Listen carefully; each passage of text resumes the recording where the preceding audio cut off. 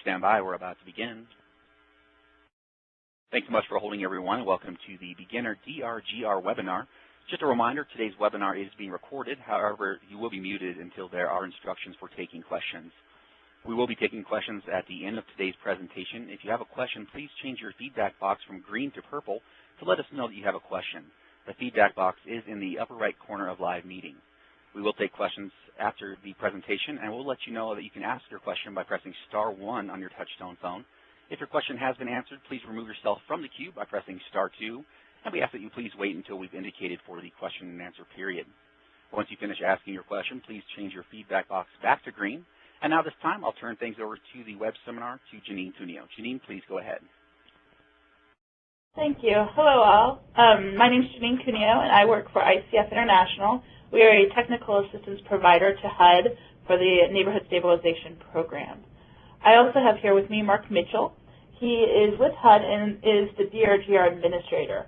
Many of you, if not already, have met Mark through perhaps a question or concern you might have had through DRGR. He is basically what I call the DRGR guru and helps with all sorts of things with regards to DRGR. And then we also have Courtney Smith, who will be helping to moderate today.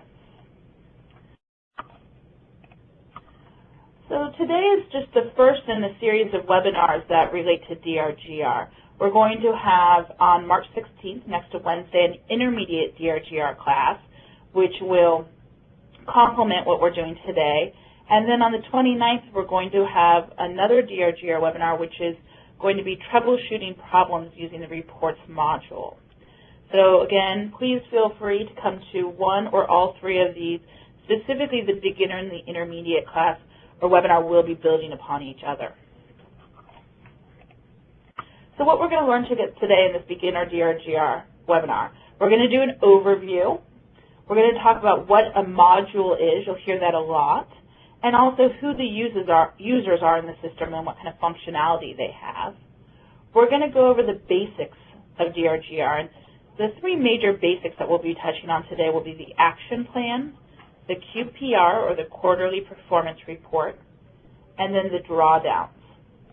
And that's basically where you get your money from, the drawdowns module. Then we're also going to go over some quick tips and resources for you. An important point today to talk about is what you won't learn today and where you can find some of that information.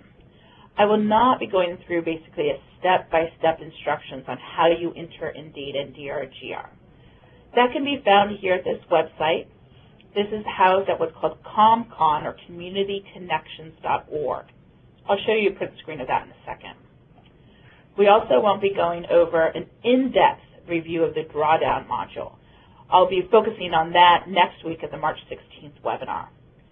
And lastly, I won't be doing very much, if at all, on the reports module, which is another place or another application in DRGR.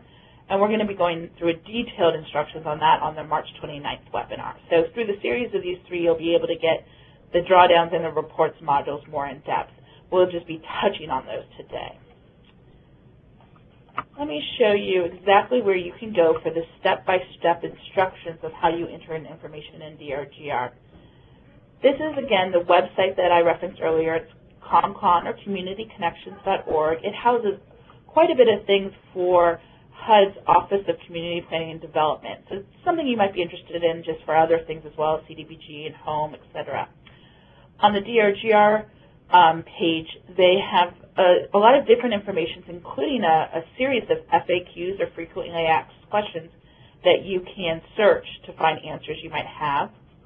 If you scroll down on that, on this website or web page that I gave you, at the bottom you'll see a training binder. It has a whole host of different information, and these training slides that I have circled in red will be a great resource for you as a grantee, or if we have field office representatives on the phone, there are screens for that too on how you literally go step by step through DRGR. So let's start here on the overview of DRGR.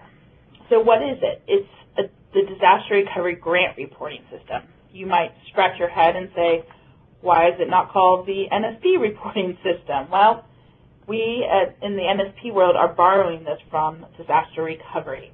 So you might see things at times that might say something like disaster funds. And in this case, we need to adopt and adapt that so it looks like NSP for us. So if it says disaster funds, let's think about that as NSP funds. I'll show you some examples as we go through the day. And then how does the information flow? There are really two key components of the work you do in DRGR that you need to always keep in mind, is the sequencing. So when you put something into the system, how does it affect your other work? So you're constantly needing to think about that. If you draw down some money from the system, where is that going to show up in other modules for you? And again, we're going to talk through that today. And then also the modules, the information flows through the 4 main modules, and we'll go over those. So NSP in the DRGR, why did HUD choose this? Well, as we all know, there was an emergency nature of the NSP appropriation, and HUD did not have time to create a new system, but rather use the system that seemed best suited. Why was DRGR best suited for NSP? Well, some simple points here is, one, you can add and edit your action plan and your quarterly reports quite easily in the system. You also can create a voucher and report on program income in the system, key components that you will utilize in your time with DRGR. Also, DRGR allows grantees to track their outcomes.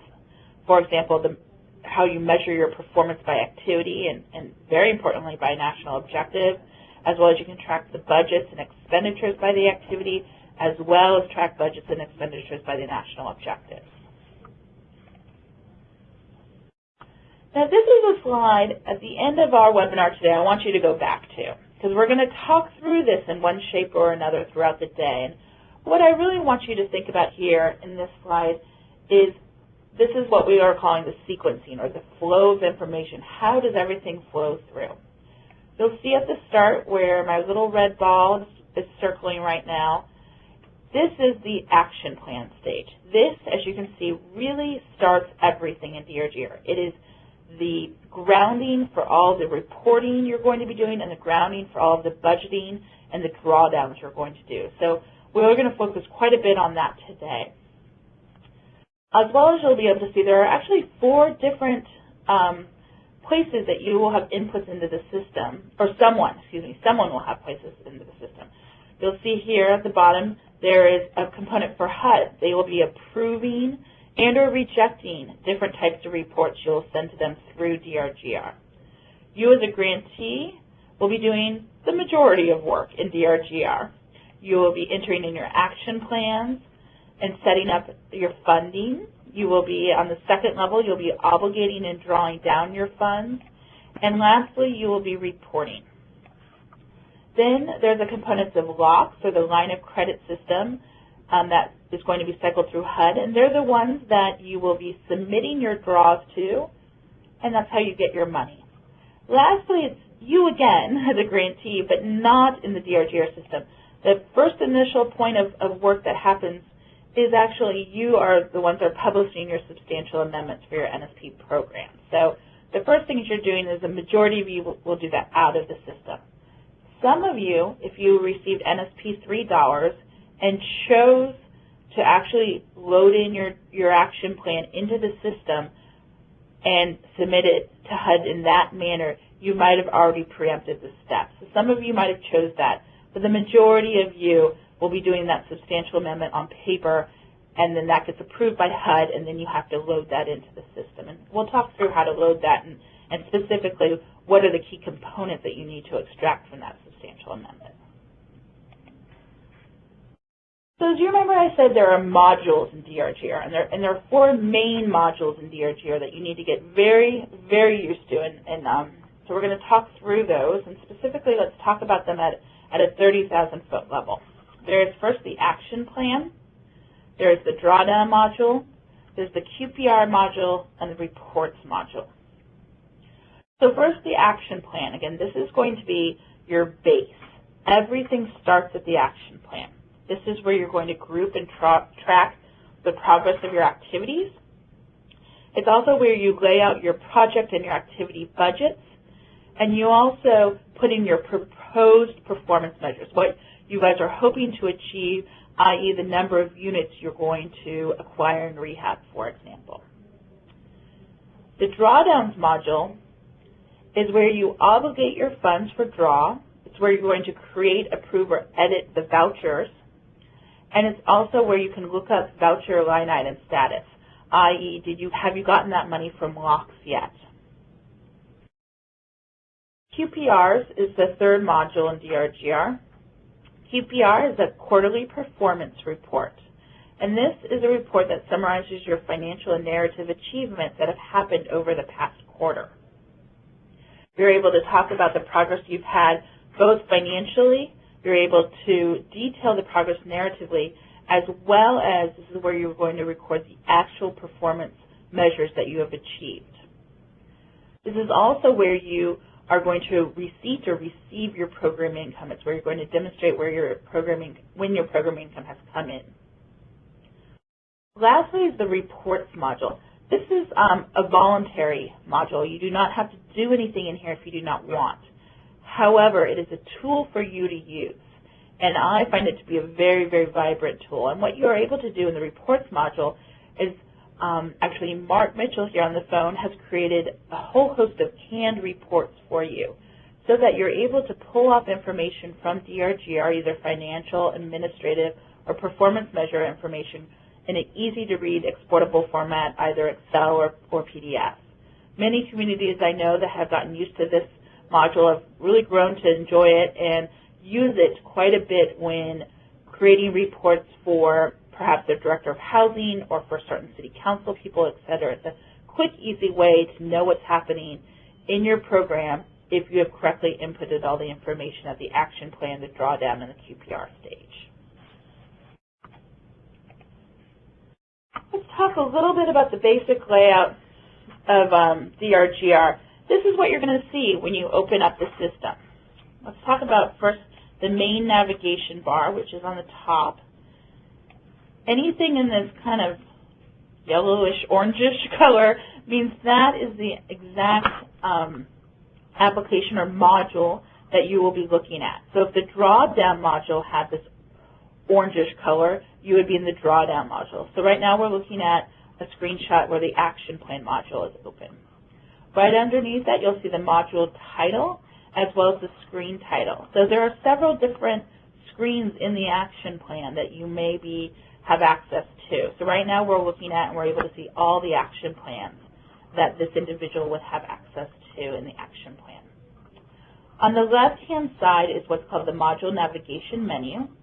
Each module has a different navigation menu as it relates to not only what you as a user have access to, each user may have a different access right, but also what the module allows the access to. And I'm going to show you some examples in a second. And lastly, we have a utilities section below the module navigation menu. And some important key points here is this help index. If you ever need some help, it's a good way to look up some key terms, as well as the log out. If you see right below that help is the log out. It is key in DRGR to always log out of the system. So when I talked about before the module navigation panel, this is what you're going to see. And again, it matters on who you are, what user you are in the system. So let's talk a little bit about if you're an admin user. And I'm going to talk about in a second who each user is going to be. If you're an admin user, you may have the opportunity to get some links under the grantee admin module, as well as every user will be able to look at if there's any monitoring or audit findings that have been loaded into the system. Under the action plan module, all grantees are able to see a view of the action plan. They're able to see the projects, as well as they're able to search and add responsible organizations. Under the drawdown module, all users have the ability to search an activity, or excuse me, search a voucher, but only some of you will have the ability to create a voucher or approve it. And we'll talk about who you are that will be able to have that access. And for QPRs, all users will be able to view these QPRs. Lastly, for reports, all users have this applicability too, but a reports module actually opens a brand new window for you. It's called a MicroStrategies. And if you do that, please be aware you have a 20-minute timeout window in DRGR. That means if you don't actually use DRGR for 20 minutes, the system's going to time you out. So you always have to make sure you're aware of that.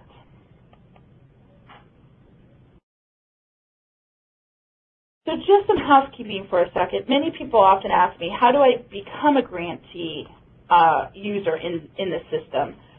You need to follow all these check marks and send it to the CPD field office staff. So they'll want to know the grantee name, you as a user's name. If you actually have an IDIS user ID, you can provide that. If not, HUD will provide an ID number for you, etc. The two key areas I want to focus you guys in on is if you're going to be the DRGR system administrator, you need to tell HUD that, as well as what kind of authorization you may or may not have with regards to requesting drawdowns or approving drawdowns. I'll explain both of those to you in a second. And lastly, you're going to be sending this to your field office staff, and field office staff, you will send this along to the DRGR help. So let's talk a little bit about the roles that happen in DRGR.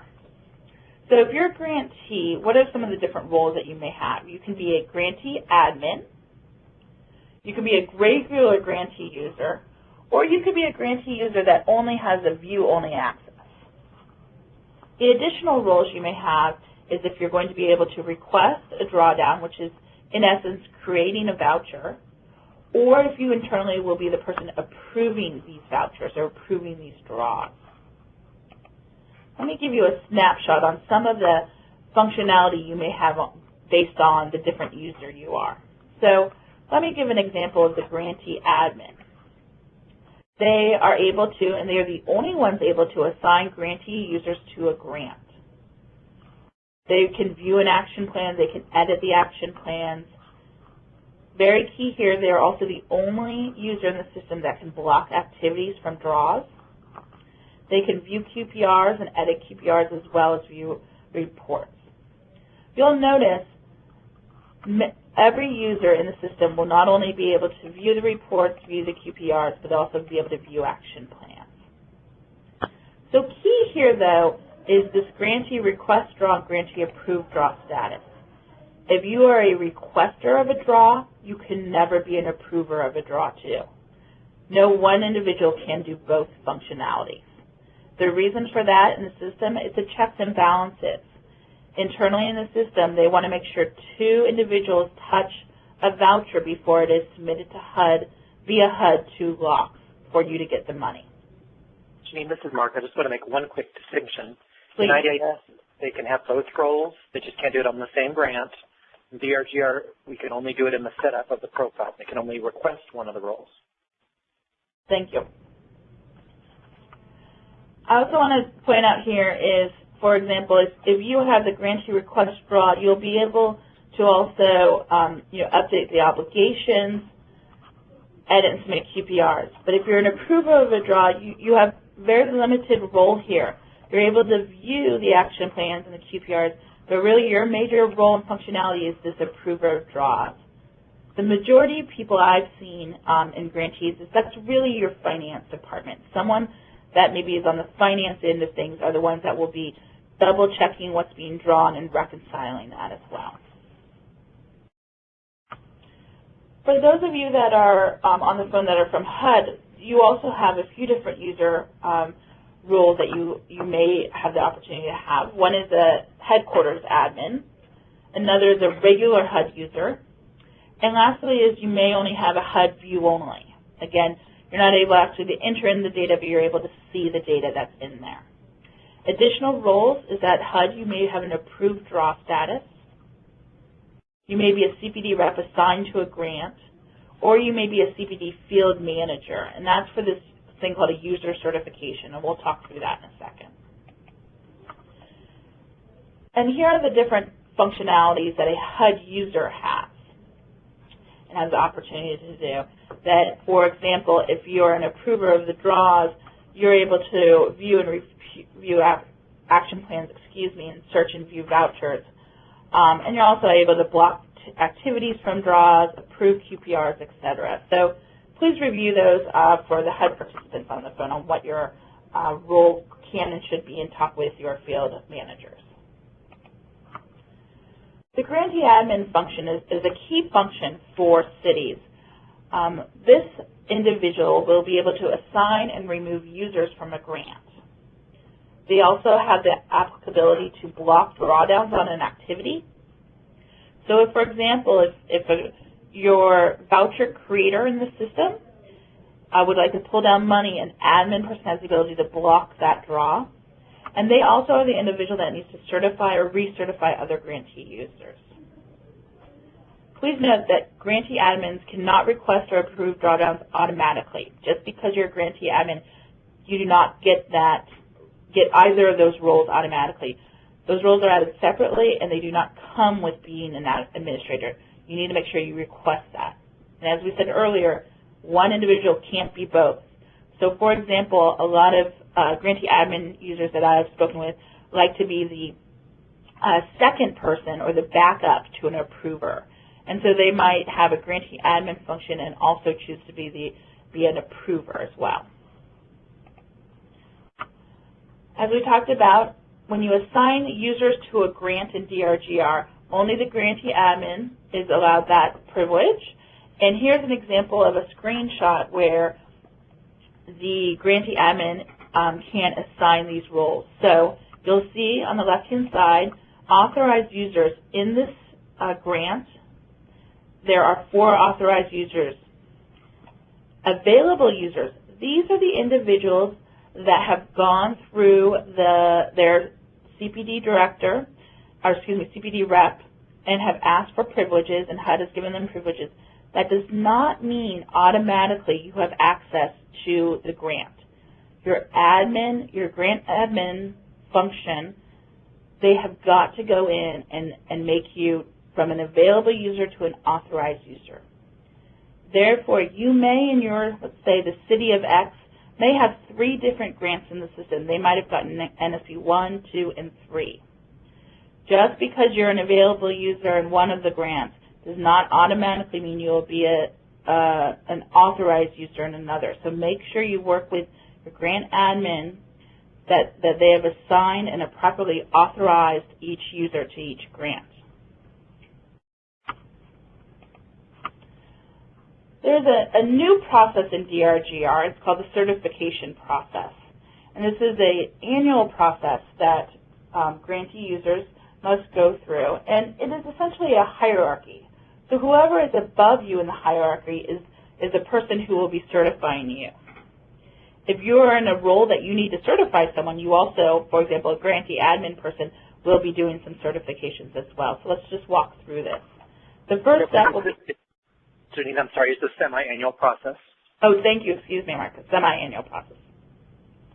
So in the hierarchy, the headquarters DRGR super users will be assigning CPD managers to the field office in DRGR.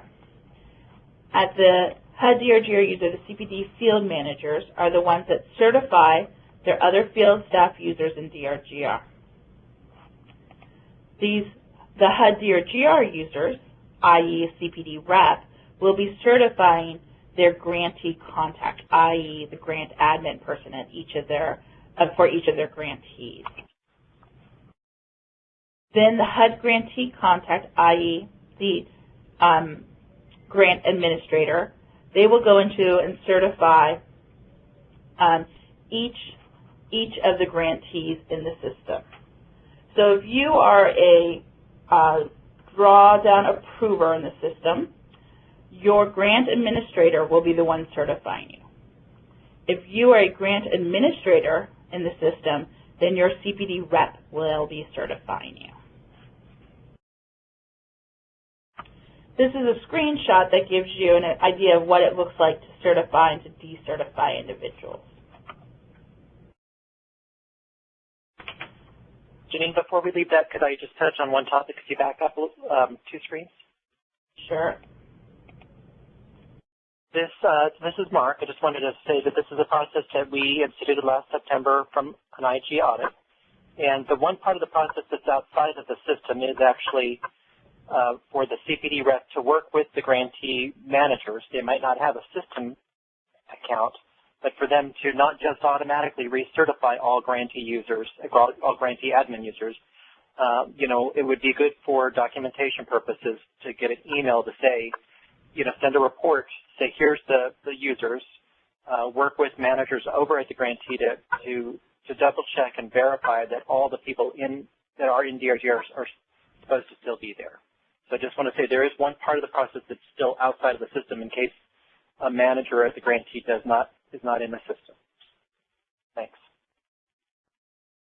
And Mark mentioned being able to pull a report and show who's in the system and who's not. We will be covering that exact report on the March 29th webinar about troubleshooting and the reports module. So let's talk a little bit about the basics of the action plan in DRGR. So as I've talked to you before, setting up the action plan properly is really the key to reporting accurately in DRGR and pulling down your money correctly. And it's where the grantees are able to set up projects and activities, and it provides the template for your QPRs. It is what I call a two-tier hierarchy systems. It's projects versus activities, and we're going to walk through exactly the definitions of those as well as give you some examples. And a quick tip that we'd like to let you guys know about, a lot of times we are cutting and pasting into DRGR. For example, at your action plan level, you might want to cut and paste some information from your substantial amendment. Please make sure you need to do that in our recommended is Notepad. And you'll find out why when you do it not in Notepad, it kind of sometimes gives you some different text in there when you're trying to cut and paste. And it's not something you'll see automatically. It's really something that you'll only see when you download an action plan. So please make sure you remember to cut and paste in the Notepad. It will give a clean version of your cut and paste. So some of the key actions in an action plan, let's talk through those and we'll go step by step. This is where you're going to add and edit your information for the NSP grant overall. And this is directly related to the substantial amendment for NSP 1, 2, and or 3. You'll add and edit information on the project versus an activity level. Here you'll be able to do narrative descriptions of each activity. You'll assign budgets to both the project and the activity levels. And you'll also define your activities by the national objectives set out by NSP. You're going to add and edit your information on the responsible organizations or who's doing the work. And you'll also add and edit the proposed performance measures. You'll notice I really bolded proposed here because when you actually complete a performance measure, and we'll talk about what complete means a little bit later on, you'll do that at the QPR, the quarterly performance report stage. But here in the action plan stage, it is essential that you determine what your proposed measures will be so that you will have the ability to do that at your QPR. Sometimes some of the performance measures, if you do not delineate those at your action plan stage, it does not show up in the QPR. So please make sure you really carefully think about those performance measures. So first, we're going to go into how to add and edit information at the NSP grant overall stage. And really here the key is it's a narrative, and it directly corresponds with the substantial amendment. As you might recall, when you either were an individual part of the process of writing your substantial amendment for NSP 1, 2, or 3, or if you have the opportunity to read it as of late, there are key areas of it in it. For example, your area of greatest need, how a grantee is going to distribute and use the funds, etc. And those key areas are what you're going to need to load into the system. Here's an example. I cut and paste this from a DRGR screenshot. As you'll see here, area of greatest need, distribution and uses of funds, definitions and descriptions. These are the exact titles that came out of your substantial amendment. So please cut and paste from your approved substantial amendment using Notepad again into DRGR. And I'd like to highlight for those that have had NSP 1 or 2, I've noticed that there are many that have not fully done this, so please make sure you go back and enter this data in.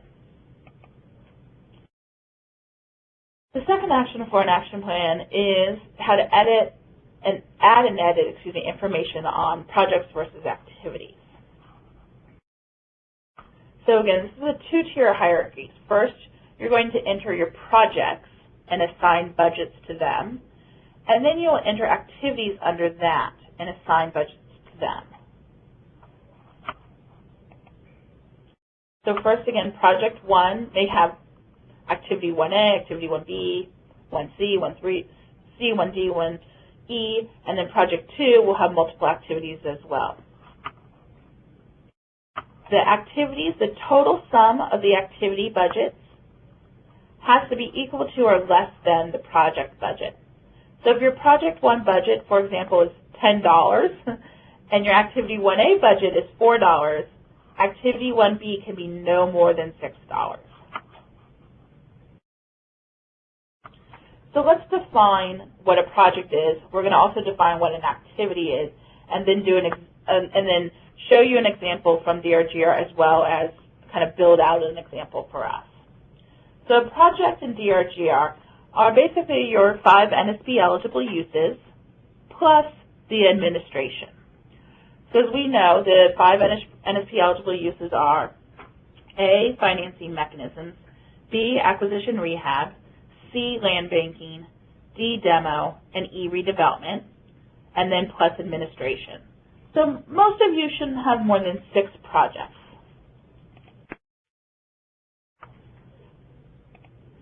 So let's give an example of a community that tells me in their substantial amendment they're choosing to do a financing mechanism or eligible use A. They're also going to be doing acquisition, rehab, or eligible use B. And then as we know, they'll be also doing admin. So these will be the 3 projects they set up. And then they will build out activities under that. So let's talk about some NSP definitions for an activity. And this really is the part that becomes very nuanced, and it's very specific to your community. So we're going to talk through the basics of that and give these examples.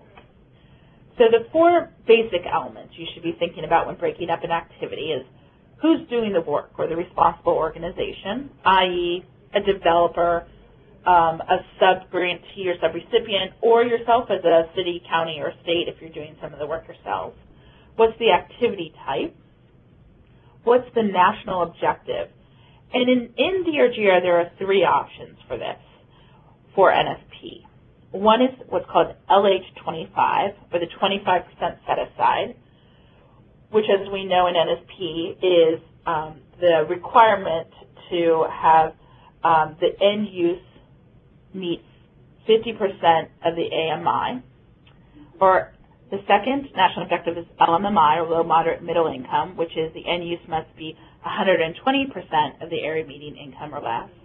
And then lastly is admin. The 4th activity breakout is a multifamily building, meaning each multifamily must have a separate activity in DRGR. You're able to and encouraged to consolidate the single families, but for the multifamily, you really want to make sure you break each of those out. And Janine, this is Mark again. It's not so much individual buildings on a complex, it's the whole complex itself. Thank you. And then here, too, I just want to remind you guys that all the drawdowns and the performance measures take place at this activity level, not the projects at the activity level. So it's essential that you're not only breaking these out in a proper fashion, but you're also verifying that this works for you on a finance. And we'll talk about that in a second. So this is an example, a screenshot I took from DRGR of a community, and this is a grantee that has received over $100 million in NSP2 funding. So it's quite complex, as well as it has several responsible organizations because it is has more than a dozen consortia members. So you're going to see a lot of complexity with this grantee when I give this as an example. But I wanted to show you this because as you see up here, there are project numbers, project title, grantee activity numbers, and activity titles. So it's the 2-tier hierarchy system. And for example, in the financing, they have properly delineated a project as an eligible use for financing, and then they have multiple activities underneath that project. So let's give a case study. The city of Zorro, my favorite city, they tell me in their substantial amendment that they're going to be working on 2 eligible uses of NSP, and that they themselves as a city are going to be doing some of the work themselves, and they are also going to be partnering with 2 developers. I'd like to just point out before we go through this example that the naming conventions that I'm going to be used are really at the discretion of the grantee. I have some tips for you, but these are going to be at your discretion. So first, the grantee tells me they're going to be doing a financing mechanism, eligible use A. And they tell me them as a city are going to be doing this work, and I'm abbreviated here, an LLR, or a loan loss reserve, is the work they're wanting to do. Well, interestingly, the end use of this loan loss reserve is not just someone that's going to be a household at less than 50% of the AMI, but also someone that's going to be less than 120% of AMI. So this loan loss reserve is going to be meeting 2 of the national objectives of NSP, and therefore you must break out the loan loss reserve program into 2 separate activities. That means these 2 activities you'll be assigning a separate budget and different performance measures to them. Let's give another example here. We have an acquisition rehab program. They have, let's say, as a sub-recipient or developer, I'm just calling them a sub for the sake of categorizing, they're going to be using 2 subs. So we have a sub 1 and a sub 2. That sub 1, they have a written agreement with that sub, and that sub only has to meet the low, moderate, middle income national objective. However, the sub 2, in conversations with them, there is a guarantee that they will meet both the LMMI or the LH25 national objective.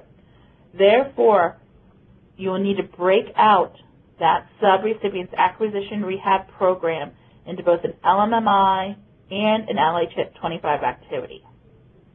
So just for the sake of argument, let's say that written agreement is $100, and I should be more accurate, $100,000 that the sub-recipient has to do an acquisition rehab program.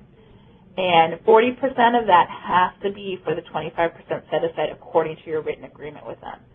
That means $40,000 will be part of the sub 2 acquisition rehab LH25 activity, and the remaining funds, the $60,000, will be part of the sub 2 acquisition rehab LMMI activity. And let's say the city, and these are only single family properties that are going to be aggregated together. Let's say then the city has decided to also be in the acquisition rehab program game, and they're going to be doing a multifamily complex. That complex is not only going to have units that serve the LMMI national objective, but also the LH25. Therefore, you must break that apart so that you get credit for meeting your national objective of the 25% set aside. Lastly, the community has their administration money, the 10% capped admin funds, and therefore they have a separate project for that, a separate activity for that. They, as a city, have chosen to keep all those admin funds. Sometimes, especially at the state level, you may parse out your 10% cap to some of your sub-recipients or sub-grantees. Therefore, you may have more activities under the admin project. So this is an example of what you might see in DRGR at your action plan stage. Here's an activity type. For example, administration. You may also see land banking, clearance and demolition, etc. You'll need to appropriately categorize your activity type. Quick tip here. Each activity type is coded to specific performance measures. So if you put clearance and demo, there will be different performance measures that you need to propose than rehabilitation. I'll show you that in an example, but that is very key to know and think through. Each activity type may have different performance measures because administration, this is a good example, has no performance measures. However, rehab has very specific performance measures about the number of units you'll be meeting, etc. You'll be able to code in your national objective. Here's your grantee activity number and activity title. Again, these are inputs for you to code. And I'll show you some tips on some good ideas there. Then there's an activity status, if it's underway, if it's completed, if it's canceled, environmental assessments, if it's exempt, where it is in the process, etc. So there's quite a bit of things on the left-hand side. On the right is the total budget or program funds, so the amount of money that you'll be spending in this activity, the start and end date, and then also very importantly here is where this activity is with respect to a project. Okay. Here's an example of your next screen of an action plan, and this really goes through the responsible organizations and the performance measures. So I gave you a different example here where I did the activity type as an acquisition. You'll be able to define the organization carrying out the activity or the responsible organization. You'll continue to define those responsible organizations, especially the budget that they have carrying this out. And then you'll notice here is where you're going to put your proposed performance measures. This is the key part here. If you have, for example, administration as your activity, you will not have performance measures. And if you put, for example, if you're having a demo program, a clearance and demo, will have different performance measures than, for example, acquisition and or rehab. So make sure when you're filling this out, you clearly think through this and look at what the performance measures are so you're able to properly propose this. One key element I want to define for you guys is, I'm going to go back 2 slides for a second. Many people ask me, Janine, you know, when I load in my action plan for the first time, we haven't even started the environmental assessment process. What do I put, or do I have to put something in, and how can I go back? Well, an action plan is what I call very dynamic. That means you're able to go back to it throughout the life cycle of your grant. For example, if you have an activity that you need to classify as completed, or, for example, you're going to need to cancel out an activity and zero out a budget because you're no longer going to be doing that activity, those are all options in the action plan phase. However, every time you do that in an action plan, you will need to resubmit that via DRGR to your CPD rep, and they'll go in and approve that again. So please make sure you think through when you are doing that and how you're doing that. And I'll talk about the sequencing in a little bit later, but action plan is very dynamic. You'll continue to go back in and out of that action plan through the life cycle of your grant. Now here's the example I'm coming back to. This is, again, the NSP2 Consortia grantee. And some key points I want to show you here. In the project number and activity number, again, this is for you to define. I highly recommend you work with your finance department if you are an NSP grants manager so that you can have your grantee activity numbers line up with some of the charge codes that will happen with your finance team. And the reason behind that is all the drawdowns you do from DRGR happen at the activity level. So if you're able to quickly identify through your grant activity number the cost code that might be on your financial system, it's a great and easy way to reconcile. I also want you to think through examples of how do you make your projects and your activities kind of mirror each other. This is a great example where it looks like 310 for financing. In every single activity with financing, you'll notice it says 310. So they've clearly delineated the 310 series is the financing. The 300 series is their administration. So these are just tips. It's, again, not mandatory, just little tips here and there that may help you when you're running reports or just making sure you're clearly identifying. Especially for grantee at this size and this scope, it's a really good idea to develop a coding system. Another thing you'll see with this grantee is that they have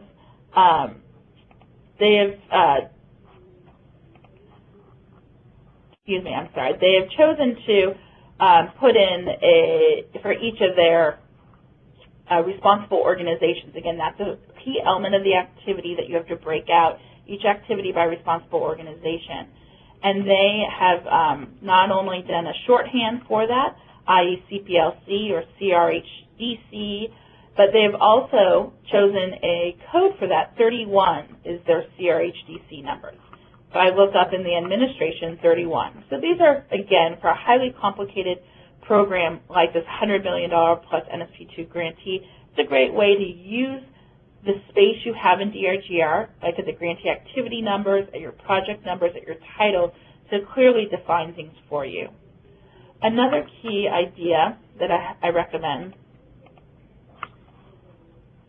is to also code in your grantee activity number and or in your title if it's going to be an LMMI or an LH25. This will give you a quick and easy reference to your activity so you'll never get confused, as well as you have a quick guide to that 25% set aside. This is the key for success of an NSP. You need to make sure you reach your 25% set aside, and if you code yourself in a way that shows you that quickly and easily, you'll always be able to make sure you are drawing down correctly.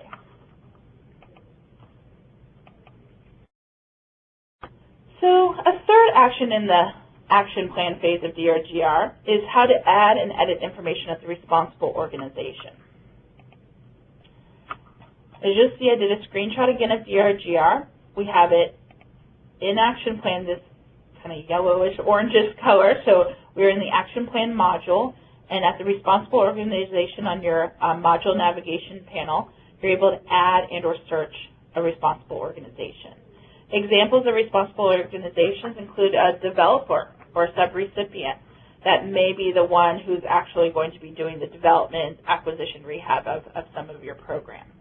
I just wanted to let you guys know you'll need to make sure you have their DUNS number and their employee identification number or their tax identification number to insert to correctly and adequately supply this information into DRGR.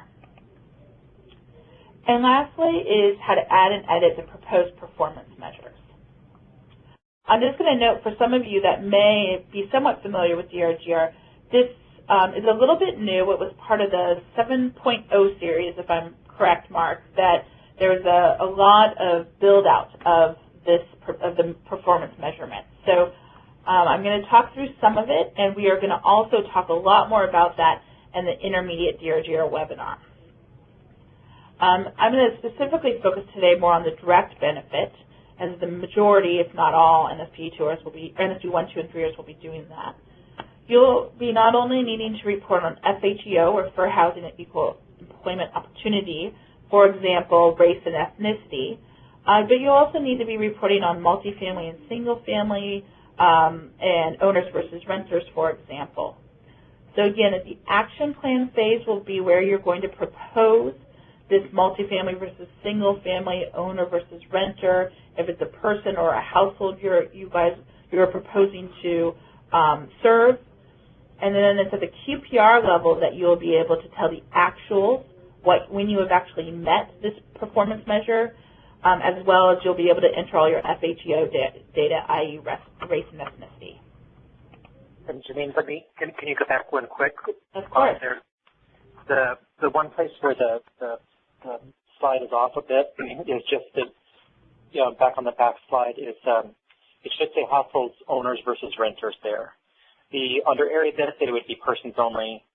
Under direct benefit, it typically tends to be for NSP activities, owner or renter households, but there would not be persons for the most part in any of them. Great. We will correct that. So when this gets posted to everyone, you'll see a correct slide for that, and that will get posted to the NSP Resource Exchange website.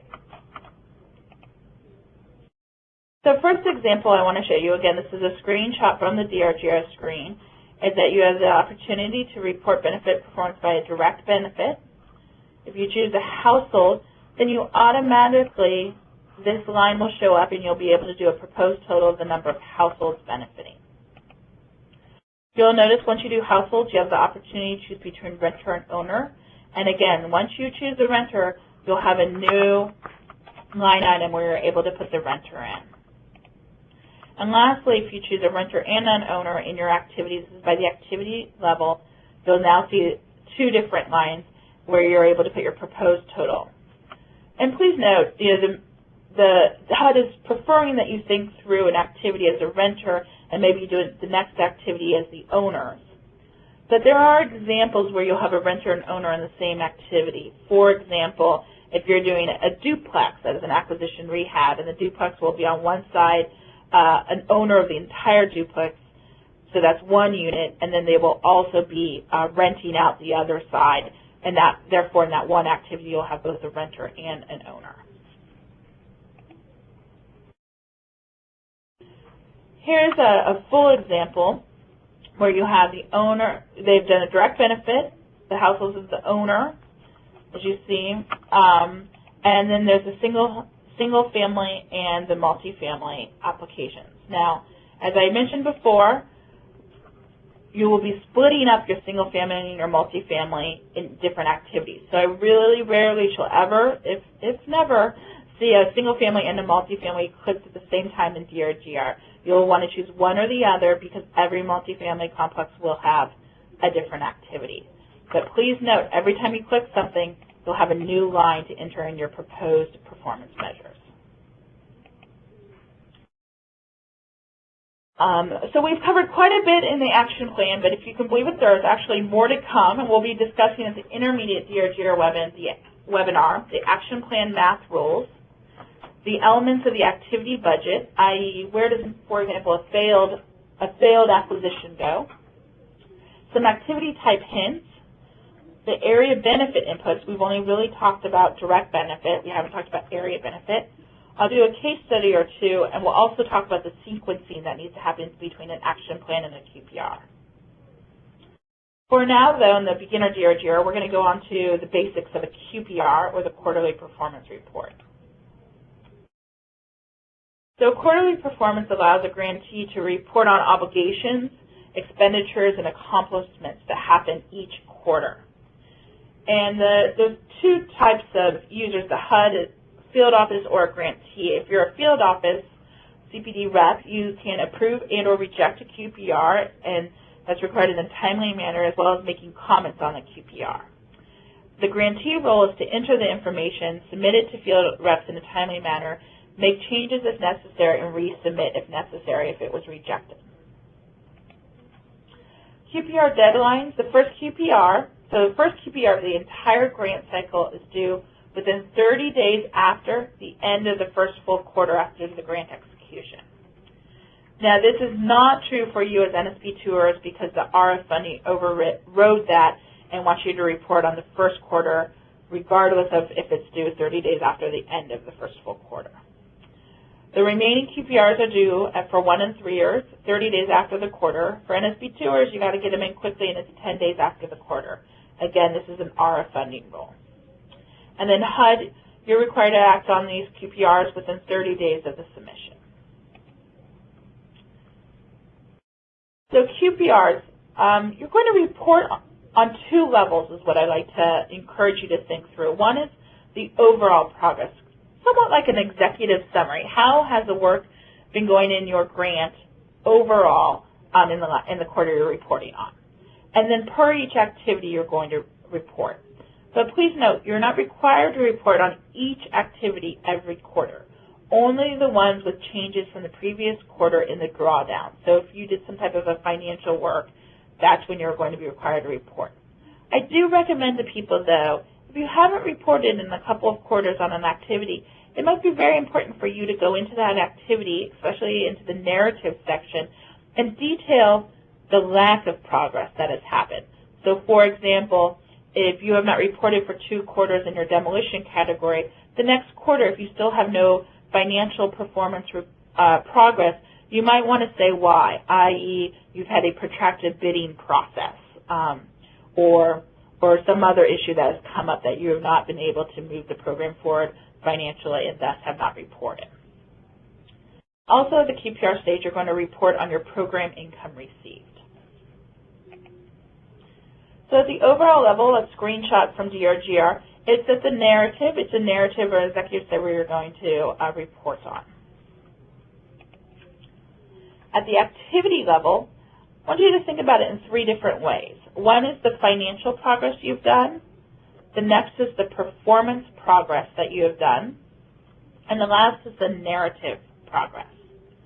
So for financial, DRGR automatically takes certain information from the system, and that's really via the drawdown menu in the action plan on the last day of the quarter. I'm going to say that clearly again, on the last day of the quarter. So if you, although you might have expended money, i.e. as a city you may have paid a subrecipient, the invoice, if you do not draw down that money during that quarter in the DRGR system for you to get reimbursed, it will not show up in the drawdown menu. Okay, you're able to report that as expenditures, and we'll talk through that, but it will not automatically show up. So it's really just capturing the data that you have entered in the last 3 months, the last day of that quarter. The financial progress you'll also want to report on is your expenditure and your program income received. For the performance progress, and I'm going to say this a few times throughout our QPR conversation, is you will only be entering data for performance progress once an end use is met. What do I mean by that?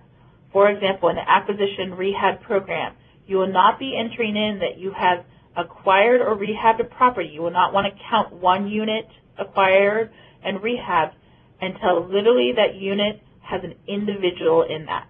So until that end use is met, and an end use is the national objective. So until you know and you see and you've certified and it's closed that they are, for example, acquiring that property, if they're going to buy that property, and that is a household that has 80% of the area median income, you know, their race and ethnicity, et cetera, that is at the time where you are going to report the progress.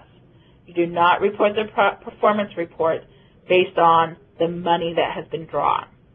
So if you've acquired the property, if you've rehabbed the property, you do not report performance progress until it's actually an end use is met. And there's two kind of stages to the performance measures you need to think through. And one is your actual performance measures, and then you'll also be entering in addresses. Both of these happen once an end use is met. And lastly, you have your narrative progress. And what people always ask, well, Janine, how much or how little do I need to talk in my narrative? Well, kind of a good benchmark for you is, does it describe the progress or lack thereof towards your expenditure deadlines? So if you have a deadline nearing, especially for example, NSP 2 with the 50% needing to be expended by the end of year 2, talk about how it's going towards that next upcoming deadline.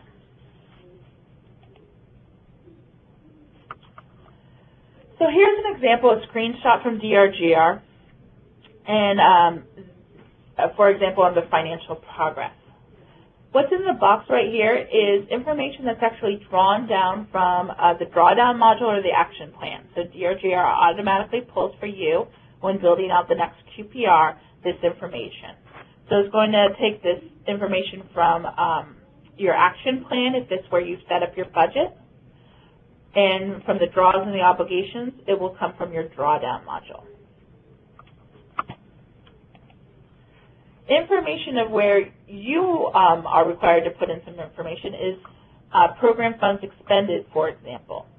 And let's make sure we understand the difference between drawn and expended. So expended means the outlays for your internal costs, i.e. timesheets, or if someone had to do some traveling, like a housing rehab inspector went on site, or any external costs, for example, you as a city have paid your developer the invoice that they submitted. So those are what your expenditures is. This is irregardless if you've actually drawn down that money or not from DRGR. So for example, last quarter, a community has actually expended $100,000. They paid a developer $70,000, and then internally they had $30,000 worth of expenditures for this activity. So they would have $100,000 to put in the expenditures. They, however, have not actually drawn down that full $100,000 during that quarter. Their financial records were not set to do that just yet. But let's say they were able to draw down the $70,000, for example, from that they paid the developer. So they would only show $70,000 in draws, but you would want to enter in the full $100,000 that you as a community did expend. Janine, this is Mark. One quick way I kind of characterize it a lot too, again, is draws typically means money's gone from Treasury to the grantee's account, bank account, and expended means it's gone from the grantee's bank account to someone else's typically. Great. And just one add-on, the grantee's bank account either to someone outside or even their own internal costs. Right. And again, remember, this happens at the activity level, and this is why it's so important when you break out your activities by the responsible organization, the national objective, the multifamily build complexes, for example. It's important when you break those out that you sit down with your finances and make sure that you guys are working together so that you're always able to reconcile this information for when you need to draw it. Oh, excuse me, I think I clicked too fast. One other thing, and this was something I just learned this week, HUD is strongly requesting that you start, if you have not already, counting your match contribution. What is some of the leveraging that you may or may not be doing in NSP? We've heard through anecdotal evidence that many of you are doing different types of leveraging in the NSP program. So you're able to report on that in the activity level basis as well. Another key element of the QPR for financial progress for reporting that you will need to enter is the program income received. And this is enter your most current in-quarter estimate of your program income received. I'm going to talk a little bit more in detail at the intermediate DRGR session next week about program income. And I know many people have quite a few questions about that, so we'll take all those questions and really go into detail on program income received. QPR, the performance progress. We've talked about the financial progress. Let's talk about the performance progress. Again, we only want you to report on performance progress once an end use has met. If not, there's literally no way you'll be able to tell us the race, if it's a female head of household, and the income level until you have that person in the unit. So you should not be reporting on units if all you've done is acquired it. You have to wait until actually the end use has been met for that for those expenditures. So examples here are the race, the female-headed households, and the income levels. For those that have been in the system before and it's been a few months, these are, again, new fields that you'll need to make sure you work through. Many of you may have had some difficulties because of prior QPR performance measure accomplishment reporting and now having to go back through that. There was an excellent webinar on January 20th that talked about how to do some of that data correction. I'll review that very quickly also in the next intermediate webinar for those of you who may still be struggling with that. Janine, I just want to make one quick comment on that. And the basic thing is if you do end up having problems a lot of times on reporting beneficiary data or things like that, a lot of times if you've gone back and changed your benefit type in your action plan, that's when you'll run into these problems. So changes, the biggest time you'll have those imbalances is only when typically when you go back to action plan and change your benefit type and your measure type. Right. So as Mark's saying, if, for example, that you are making those changes, you always have to remember how does that affect the rest of your inputs into DRGR. So please make sure you always think that through and then figure out the corrections and or call for help. And I'll tell you where to call for help as well to help them through those corrections. The other type of performance measure, again, at the end use, not when you just acquired it, but not until the end use, when the end use has been met, you'll be able to report on your addresses. A little tip for you is you can also enter in your actual end date of when your end happens via the QPR, but you only really want to enter that when the activity is fully complete. Here's an example of a QPR. This is just one grant. This is just one activity. And remember, they might have a series of activities and a few projects. This is one activity I just pulled for you guys.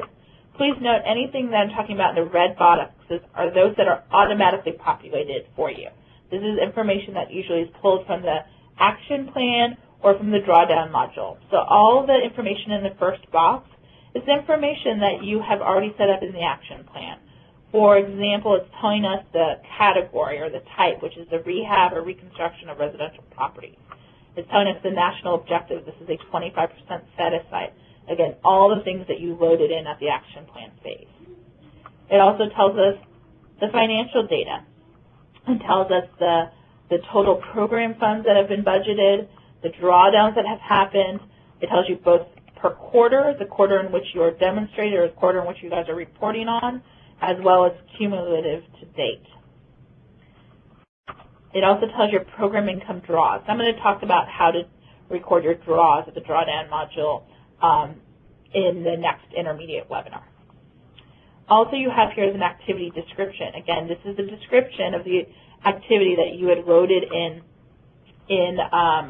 the action plan phase. Now we have in the blue boxes, this is information that you've entered in during that quarter. So again, it's the expenditures that you've done during the quarter, both in quarter, and then it will do the cumulative for you, as well as any match contribution you'll report on. This is scrolling down that screen. Again, your activity description is the information it will pull from the action plan, as well as your location description. Please note, this is not the same as your addresses that you can enter into your QPR at the end when end use has been met. You will, in your action plan phase, when building out your activities, demonstrate a location, and that's usually your NSP target neighborhood. So where is this specific activity targeted, and what target neighborhoods is it in? Then you have your activity progress narrative. This is the progress information that you'll put in each quarter about the progress that you have made during that quarter or lack thereof.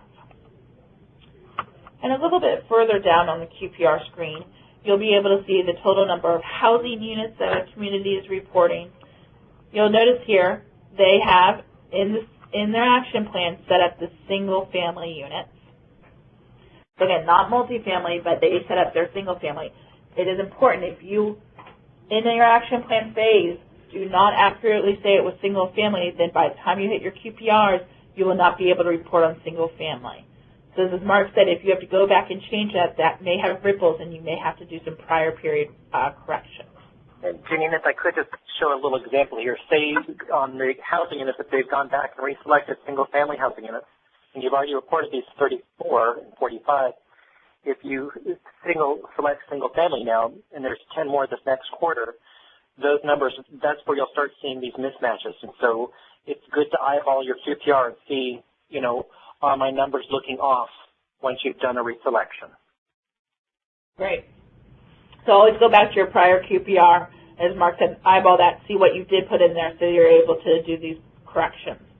In the intermediate webinar, we'll also show you an Excel document that has been created to help you with that as well. Again, the same thing for not just single family, but renters. If you change from renters to owners, et cetera, you will also have prior period correction errors and will need to accurately review those. Also, here in this report, this community demonstrated that they had met 8 units have been, or renter households have been assisted, and in that they were able to enter in 8 different addresses in the activity location. And the blue is where the information is reported. That's all the information you do. The red is the information, cumulative information it will pull from the past QPRs. So some QPR tips. The QPR is really just a snapshot of what is in the system at the end of the quarter. So any changes to your action plan, draws, after the end of the quarter will be reflected in next quarter's QPR. You only want to demonstrate your performance once an end-use beneficiary is met, i.e. a beneficiary household is now occupying the unit. And you also want to think through, are you in compliance with your funding restrictions? You want to keep a close eye on that 10% admin cap, as well as the 25% set aside that you're required to do for your national objective. Other examples in MSP, you also have some demo caps, etc. So make sure you're following your rules and requirements, and a QPR is a good way for you to watch your progress. You'll also make sure your program income is receipted in the QPR, and that's so you can obligate and draw down that in your financial module. So your program income in QPR is where you actually show you as a city have received program income back during that quarter. Then in your drawdown module, that's where you'll be able to show that you actually used it or drawn that. So we've gone through a lot in the QPR phase, but we haven't gotten through it all. So in intermediate DRGR webinar, we're actually going to go through the corrections of data for prior period performance. Again, There is a webinar that took place in January on that. We'll just highlight the key details as well as show you where some good tools are to help you. We're also going to talk a little bit more succinctly about the sequencing between action plan and the QPR, as well as show you some more case studies of QPRs that are out there. Let's talk a little bit about the basics of the drawdowns. And I truly mean here on this one, basics. We're going to go in-depth on drawdowns in the intermediate webinar. So this is going to give you a good starting point of that, and we'll continue next week. So the purpose of the drawdown module is this is where basically all financial transactions take place. A grantee can obligate their funds. They can create, revise, approve, or reject vouchers and voucher line items.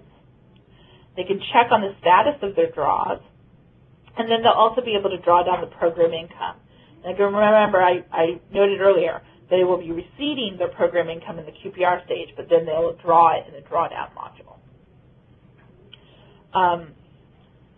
We're suggesting, and this will be for NSP3ers that are brand new to DRGR, i.e. they did not have an NSP1 grant. Once your action plan has been reviewed and approved, and you have an expenditure, usually you'll have a little bit of admin at that time. You may want to attempt a small drawdown to test the linkages, just to make sure. We would hate that you have an issue or an error come a big drawdown. For example, you need to draw something down, upwards of a couple $100,000 for your city. So you might want to do a quick little first draw to test the linkages to make sure everything works. And this is Mark again. If you do run into problems, it'll say typically you get a LOCS rejection. If that's the case, please contact your CPD rep and they'll contact us, because it usually means there's a grant setup problem with typically with a tax ID number and some banking information between LOCS and DRGR. But if you do get one rejection from LOCS, then don't continue to make draws. Please make sure we get notified. And they'll go through their CPD reps, Mark, was that correct? Well, they would talk to the CPD rep, because what we'll do is troubleshoot the banking information in LOCS and compare that to the tax ID number between LOCS and DRGR. Great.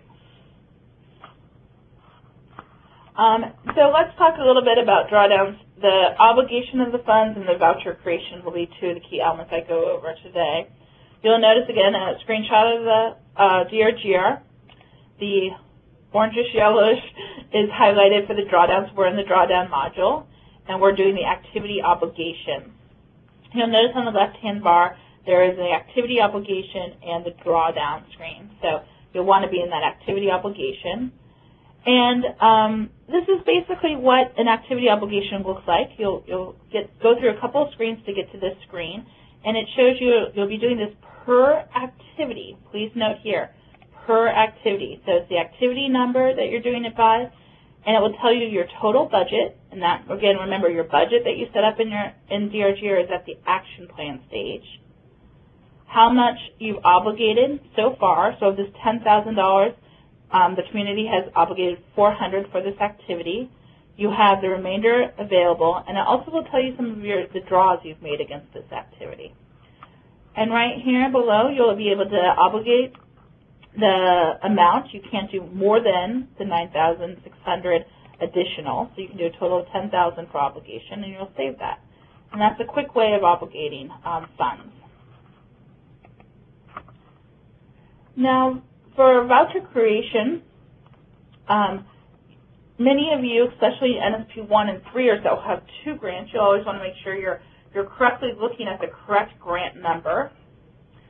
So it will either be your NSP 1 grant number or your NSP 2, and you'll be able to search through those in order to find all the different activities that are in your system, and you'll be able to create a voucher.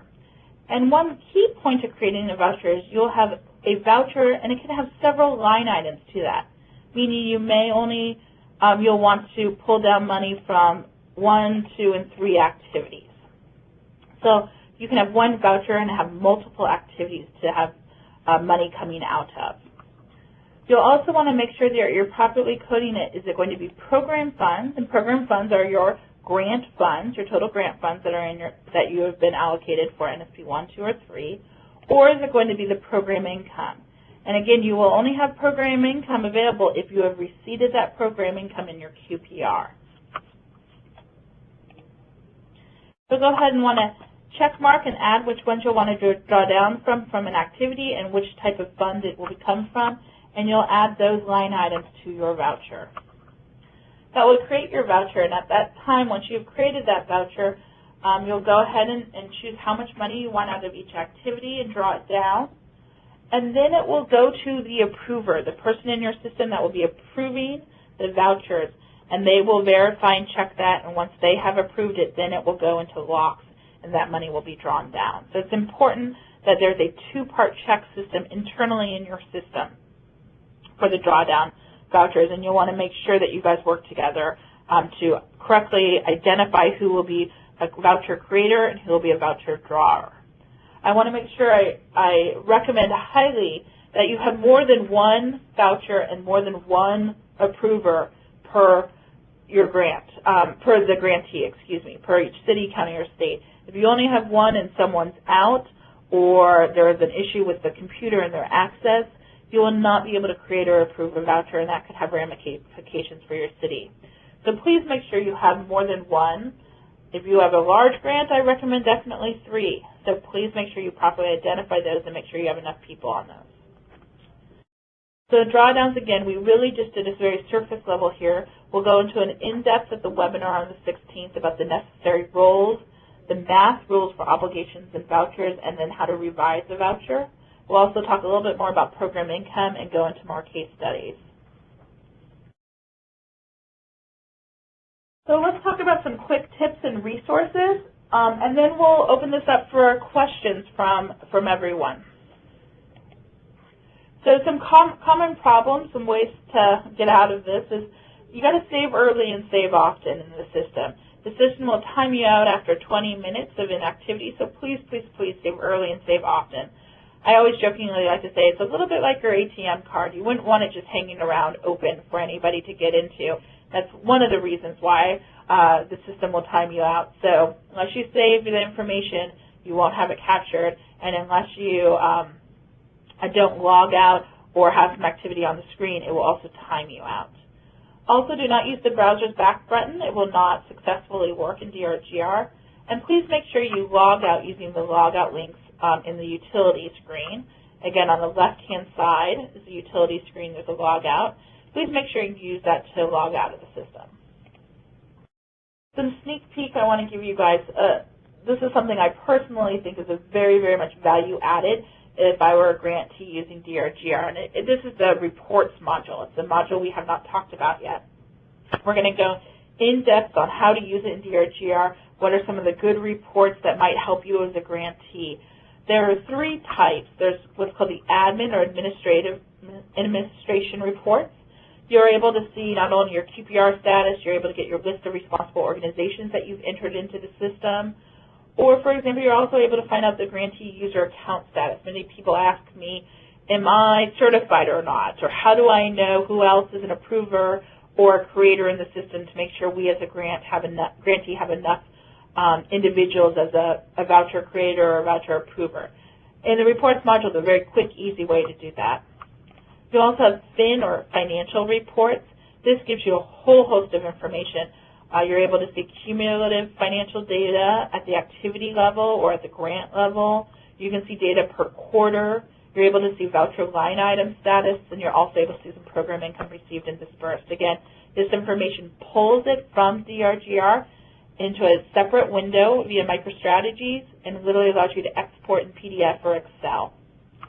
Lastly, you're able to see your performance reports. As Mark talked about, a great way to know if you're needing to do some prior period corrections on the QPRs is to pull some reports from DRGR and review those reports so you can see what you put in there the last quarters, and you're able to do some corrections. So you're able to get your projected versus your actual accomplishments that you've entered into the system. You're able to get your data by quarter, as well as you're able to get your address data that you've entered by activity and quarter. And Janine, one quick one that I didn't have in here that we'll add to the list is beneficiary reports, because beneficiary data is another performance report that's been added. It's just not listed here, but it runs separate than projected versus actual accomplishments. Because the beneficiary is about basically the race, ethnicity, and owner and renter, things like that. Great. And that's actually the PERF Report 6, as Mark said, a new report he's canned in there. And we'll demonstrate that at the March 29th Reports Module DRGR webinar for you. So again, this is just an example of what someone might see of a report. You're able, for example, they pulled a specific report on Fin Report for their program income by activity level, and they're able to see project numbers and activity types and the information that they've entered for program received and dispersed, etc. So it gives you quite a robust information based on which CAN report you pull. So many people often ask me, Janine, what do I do or who do I talk to if I have this issue or this problem? So let's just talk about a few common questions I get. So what do I do if I need a password reset or the DRGR system is down for you as an individual and you're not sure what to do? There's a HITS help desk, and please provide your ID and PIN number so they can help you quickly. If, for example, you need a session reset or you have other technical assistance issues in DRGR, there's a DRGR help desk. Feel free to call them and or email them. Please make sure, too, that you, when you're having issues in the system, for example, you're seeing a negative number and you don't think you ever put a negative number, you can't get out of it, etc. Really the best way to support the technical assistance help desk providers is through snapshots, so they actually can see what you are talking about. Without that, it's a little bit the blind leading the blind. So please make sure that you properly do, not just snapshots, screenshots. Do screenshots so you're able to show them and not just tell them, but show them what you are seeing. It's essential. And just real quick, the session reset for folks that don't know already, basically Janine said you have to log out. If you don't log out manually in the system, when you try to re-enter, it will say you're already in the system and you can't get back in. And so that's when you would tell the help desk, I need a session reset. We're going to send a link. We'll use a button to tell the system to disconnect you. Great. If you're a grantee and you're missing any information in logs, for example, a tax identification number, bank routing information, like we talked about a little bit earlier, Mark and I, with respect to trying a little bit once you get your action plan set up and try a quick draw in admin to see if it works. If you're having any logs information issue, call your HUD CPD rep and they will work with headquarters, et cetera, to get that resolved. And then lastly, if you're if you have a little bit more than a quick question and you're wanting some kind of one-on-one intensive technical assistance, for a few hours, a good place to go is to the NSP Resource Exchange website, and there's a request assistance on the front page of that website, and you're able to enter in information, and you can put exactly what kind of work you want, i.e., you're an NSP3 or you've never been in DRGR as NSP1 or had a disaster grant and you're really still needing some help in thinking through your activities versus your projects. This is a good resource for you to get an individual who can help you through that. You will enter that in to HUD through this website, and then HUD will take your requests and dole them out to technical assistance providers. Please note, too, as just a side, this request assistance is not just for DRGR, it's for a whole host of other issues you may be having if you're needing help in underwriting or program rules and requirements, etc. It will be, again, evaluated by HUD, and then they will send out the correct person to assist you. So DRGR, as it's not just for NSP, as we've talked about earlier, there's quite a few resources for it, but sometimes it's not always centrally located because DRGR is for disaster recovery folks, and originally was never part of NSP. It was always just DRGR. So let me talk through some places to get information. So again, as we talked about, there's the help email.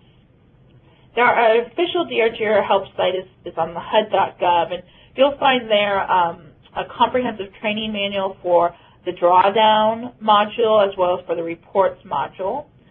Another great place is, again, this community connections, and this will give you a step-by-step training on how to load up your action plan, do reports and drawdowns, etc.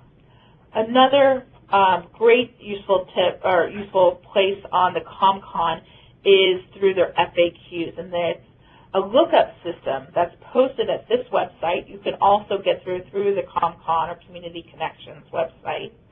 And it gives you a searchable FAQ database of DRGR questions. And that will include both folks that are using it for NSP purposes, but also folks that are using it for disaster purposes. Lastly, the NSP Resource Exchange is the official NSP website. You'll be able to get this webinar, for example, that will be posted on there. You'll also get other FAQs, also NSP-related FAQs regarding DRGR will also be there. So if you have some macro questions about DRGR and its application to NSP, or, for example, how do I do program income, those questions most likely will be at either the NSP Resource Exchange FAQs or on the Community Connections FAQs. We've now come to a close of our official webinar, and we'd like to start taking questions. Just Janine, before we do, please. I'm sorry, Janine. Before we do it, can we back up for one quick thing? I need to let folks know we didn't quite cover. Please. The main thing would be that I don't think we mentioned at the very, very beginning when we talked about the process and showed the flow chart. And correct me if I'm wrong, Janine, when an NSP3 grantee fills out an action plan, most NSP3 grants are going to start off blocked like we did with NSP1 and NSP2. So there is one of the things we saw later on was that there were some review checklists. There will actually be a DRGR action plan setup checklist that your CPD rep will actually go through to check those items, the things that Janine was covering about, the activity types, the eligible uses, all those things.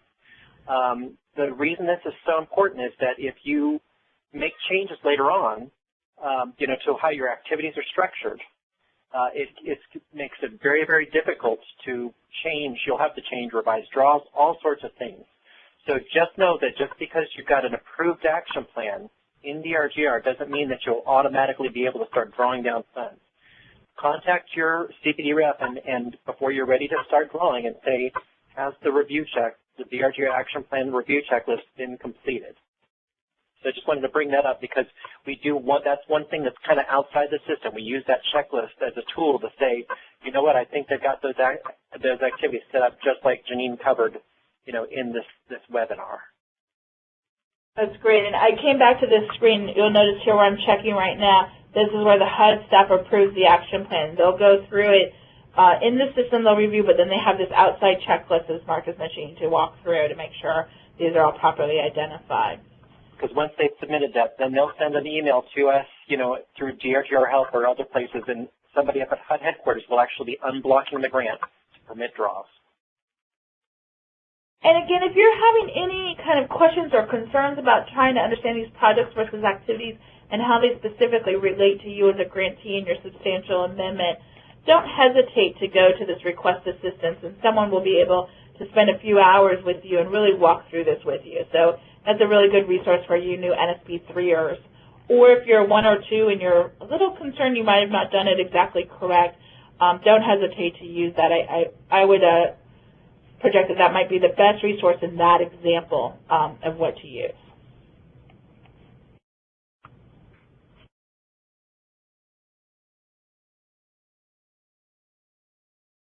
So we're going to start taking questions. Courtney, are you able to facilitate that for us? I am. Why don't we do have a couple questions typed in. Do we have any questions on the line right now? Courtney, just let me remind our audience, *1, please, for any questions or comments. And just a quick reminder, if you are joining us today using a speakerphone, please make sure your mute function is turned off to allow your signal to reach our equipment. Again, *1 for any questions over the phone. And Courtney, back to you. Okay. We don't have anyone in the queue right now? Not at this time, Courtney. Okay, then we'll go to the typed in questions now, and while some people are getting in line to ask them on the phone. Okay. So the first one is from Jennifer Peters, and she asked, if you are an approver for NSP and you're going to be receiving and processing DRI funds, can you be a requester? I think my question, and then Mark, I'd like you to jump in here too. When we say DRI, is that disaster recovery funds? So that's, I apologize, Jennifer, I think that would be my overriding question is when you're saying DRI, I'm not sure what DRI we're exactly talking about. And let me just try to jump in terms of the fact that the problem, we can't make a different draw roll for if this is a different draw roll for NSP versus disaster recovery. We set up the draw request, right, or the draw approve right in the user profile, and there can only be one. So you only can request a draw or approve a draw, on any draws that you do, whether it's disaster recovery or NSP. Right. Okay. The next question is from John Steinberg, and he asked, how do we record recaptured income in DRGR? Okay, well, you want to take that, or? Go ahead, Mark. Okay. Well, the recaptured funds, there's a few different kinds, and you really will have to check with your CPD office because there's some slightly different things, different, stances different field office might take. Sometimes funds might be recaptured if there's a beneficiary that said, I don't want the money, or you might have a finding against a grant, one of the subrecipients, and funds might be returned for ineligible uses. So typically the two ways that you can do it in the system is one, to wire funds back through locks. That typically takes quite a while, and there's a form. You can look on that FAQ to say wire funds. And it'll tell you, show you a link to a form.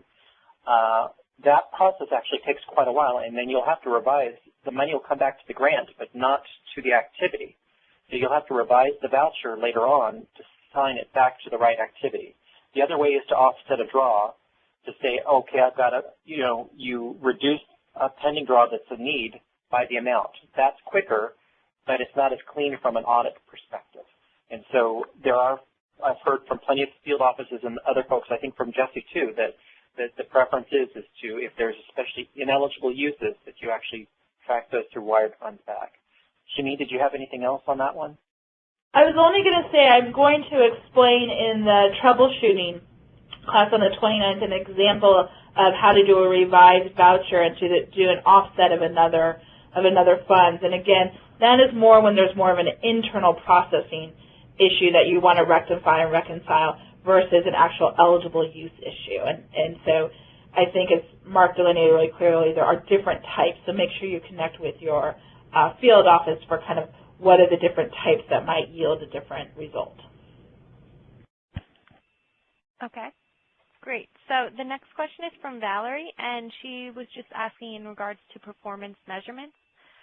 She was looking for a confirmation or definition of low, moderate, and the total that all households should be under 120%.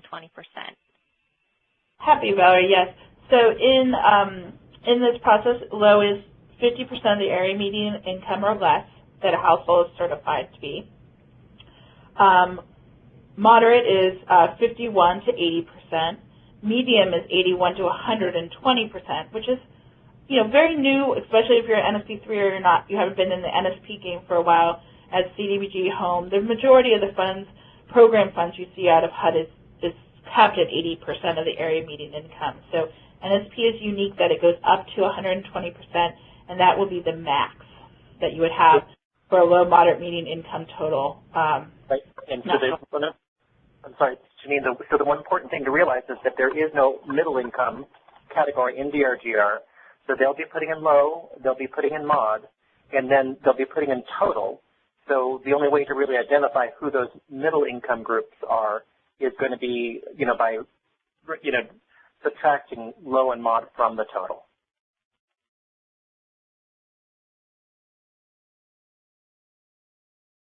Okay. Our next question is from David Wolf, and he said, when doing acquisition rehab and offering 5% down payment and closing cost assistance on properties acquired, should these two be combined into one project, acquisition rehab, and not separate financing mechanism projects? David, that is correct. I'm glad you brought up this example. In NSP, there's very, very few people that are actually doing what a true financing mechanism eligible use A is. An example of that is a loan loss reserve program. If you're doing a down payment assistance and closing costs as part of your acquisition rehab program, as you've described, then yes, you would combine that into one activity in DRGR if it's the same responsible use and you're meeting the same national objectives. So if that AC rehab program, for example, if the city is choosing to do it themselves, they don't have a developer or a sub-recipient helping if they're doing their own program. Let's say their program is a $2 million acquisition rehab and they're offering a 5% down payment and closing costs, and it's all going to be for 25% set aside. That would be one activity in DRGR. It would be their acquisition rehab with the down payment assistance included. So that is correct. And one other point on that is that there's a lot of confusion between the activity types are acquisition and then there's a residential rehabilitation activity type. Typically, if you're making it one activity, you're going to want to go towards the end use, which is residential rehab. The important reason for that is that residential rehab will be a direct benefit activity type. Acquisition is area benefit. So if it is a combined activity, please try to pick the end use, the residential rehab.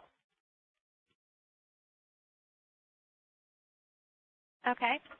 Our next question is from Cindy, and she's asked the question in regards to closing out an activity in DRGR.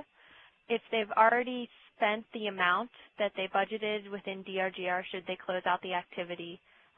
And if they're still receiving program income, should this activity stay open or should it be closed out? I guess that's one of the areas where still, I think, folks are talking about, Janine, and let me know if you've heard different. Because we obviously still want to know what we're doing with program income, but in some cases, one of the things we've talked about is people might be actually setting up, a separate activity for the program income. So typically, one of the biggest considerations for closing activity is that there's either your performance measures are complete and everything's complete also, obviously, in your draws. The other thing to remember, too, is that if there's money left over, money unbudgeted, you do need to deobligate and or unbudget money to free it up for other activities. So I think there's still a little dialogue going on about the program income side. Janine, have you heard anything else different? No, I'm glad. I have not heard anything different. I do concur, Mark, that is still kind of a question on what closing out means, especially per NSP rules and regs and then the translation in DRGR. So yeah. If the money is going for a completely different type of activity, then you can actually set up activities with no grant funds in all program income. So let's detail that, Mark, for a second. So if, for example, your entire NSP program is just an acquisition rehab, and let's say as a program income, you guys go through the amendment and public comment period process because you want your program income to go for a redevelopment.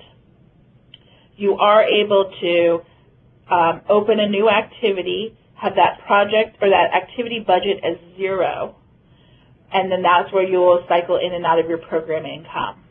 So you'll be able to draw that program income off of that zero budgeted activity for redevelopment. And the only reason that's zero is because you did not have that as part of your original program funds because that was not part of your original program design, and it's now become part of your program income design. Exactly. So that's a very good way to describe it, I think. The main issue is that, again, is it going to be something you're using for a new activity or the existing activity is going to be the biggest decision point? And it is confusing to put in a no grant fund activity, but if it's something new, and that's what we've seen, especially like on the road home program in disaster, is that if it's a new activity, we still have to track its eligibility. And so that's why we would want to continue to try to report program income and determine that it is being used for eligible purposes. And then you will also, based on that activity, report the performance measures that you are meeting in that program income. So, for example, if you're setting up a redevelopment project, let's say it's a multifamily with 8 rental units in it, you will then be able to report the progress you made once you meet an end use of that program income at the QPR level going forward. Exactly. And I will be going into program income, these type of examples in more depth coming up. Okay. And the next question is from Karen Marshall. She just asked if you could explain what LOC stands for and just a little background on what it is. Oh, yes. Excuse us for using jargon that we didn't properly define. I think I have it right, Mark. LOCs is the line of credit. Yes, I don't know what the full definition is. It's your line of credit that is established when you have been awarded grant funds, and it is established, and it's through the Department of Treasury, and it's what HUD uses in order to establish a line of credit of your total grant funds that DRGR interacts with in order for you to pull down funds from the Department of Treasury via HUD to get your reimbursements for your program. It's the full definition, or the full acronym, is Line of Credit Control System, and it is, for the most part, there are some direct interfaces, but both IDAS and DRGR use LOCs as a back end. We talk to them, and they talk to you in terms of the bank account information. Okay. The next question is from Denise Bell, and she asked, in the action plan activity page #1 screen, there is a select project button. When do you select yes to adjust the project budget? Can I go ahead and take that, Shane? Yeah, I know it's your favorite. Oh, you know it is. Basically, that, when activities are very fully budgeted, up to the project. Shane mentioned that there's activity budgets have to, be equal to or less than the project budgets they're assigned to. If you decide, if someone says, your CPD rep says, hey, that's supposed to be under eligible use A versus B, and those are different projects, that checkbox will allow you to move the activity budget across project budget and not have to go and edit the project budgets first. So it would, whatever project you're taking it from, it would deflate that project budget by the amount of the activity budget, and it would inflate the other. So if you've set up your project budgets in advance and you're adding your activity budget, you always want to leave that in no. So for the most part, unless you're moving an activity across projects, please don't select that, because the downside of that checkbox is that people overinflate their project budgets.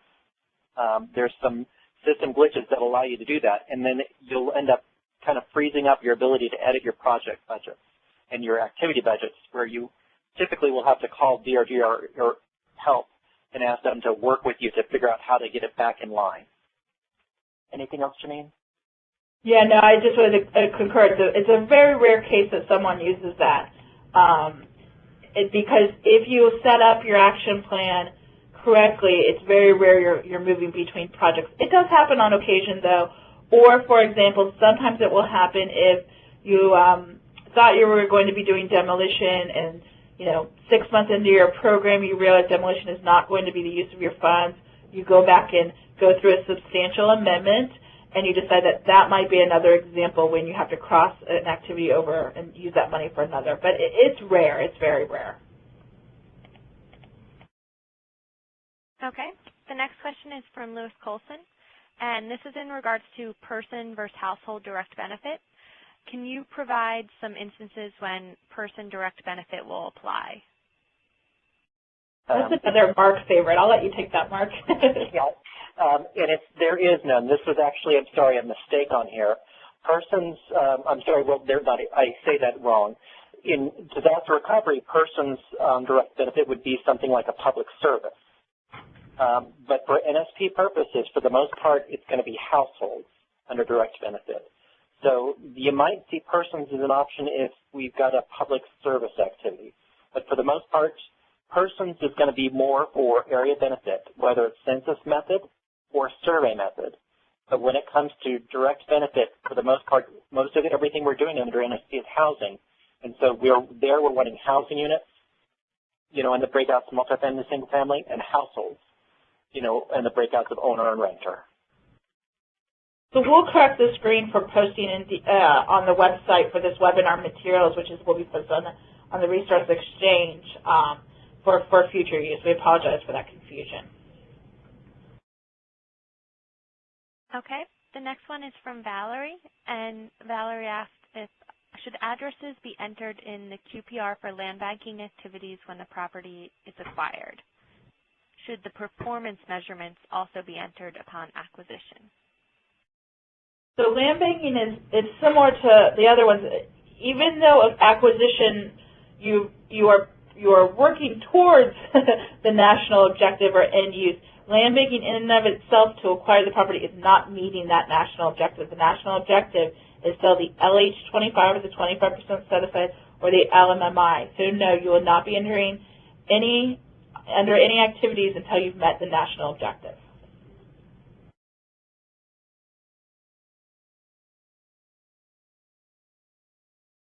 Okay, and we have one more question typed in from Angie Sanchez. And this is in regards to program income again. How would you be able to use your full program income if it's last in, first out? It's a great question as well as a complicated question in DRGR. So there's two things I'm going to put Mark on the spot for a second. I know this is one area that they're actually wanting to improve the modality of DRGR in that. And I didn't know, Mark, is that still a goal? And if that is, do you know when that will be released? Yeah, we're working on it right now. What we're trying to do basically is get a receipts module where it's not in the QPR. And then we're also going to be trying to work on the summer. We're shooting for like a late summer release, I think, where we'll be able to obligate program income. So it'll move more towards like an IEIS model. So those things will be coming across. But I think it's coming more towards there is a system constraint, I believe, in DRGR or IEIS that says that the money gets used first. So I just want to know, that that's something that people will track and monitor. A CPD rep would work with you to make sure you're not doing it. They'll run reports. But there's different kinds of program income, and some of it, if it's retained by the same entity, you certainly wouldn't want to use it first. In other instances, and Janine can correct me if I'm wrong, program income might be moving from one entity to another. And so if that money is going to a different entity, the entity, that it's received in or something might not be dispersing the money first. So, Janine, can you clarify that part for me if I didn't say it well? Yeah, and I think the clarity here is that, Angie, you are correct, it is last in, first out. And so you as a grantee needs to work what I call kind of offline, off the DRGR, to continue to work on reconciling that so that if, for example, you have program income that came in, let's just for the sake of argument say $30,000, and your next draw is $50,000, but it's not fully the same activity in which you received the money from, you're going to have to make some adjustments with regards to program budgets and activity budgets so that you're able to still disperse that $50,000, which would be 30 of the program income draw and 20,000 of the program funds. And it's something you're going to have to constantly work on with regards to going back to your activity budgets and making sure that your program income draw plus your program funds draw, that those two things are equaling your activity budgets. And there's some very specific case studies that we'll be walking through next week on trying to define that in specificity for you, Angie. But what Mark said is true. You'll have to figure out who's getting the program income and how it's going to be reseated and drawn in the next draw that you will have. But it is last in, first out. You'll still need to draw that first, and then you may have to adjust your program budgets at the activity level.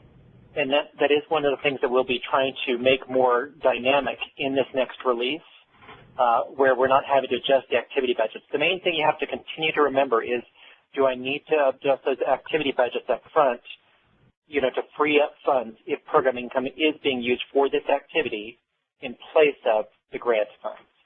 So that's something it's kind of awkward right now, but we're going to be trying to move within the next release to making it a little bit easier for you to work with.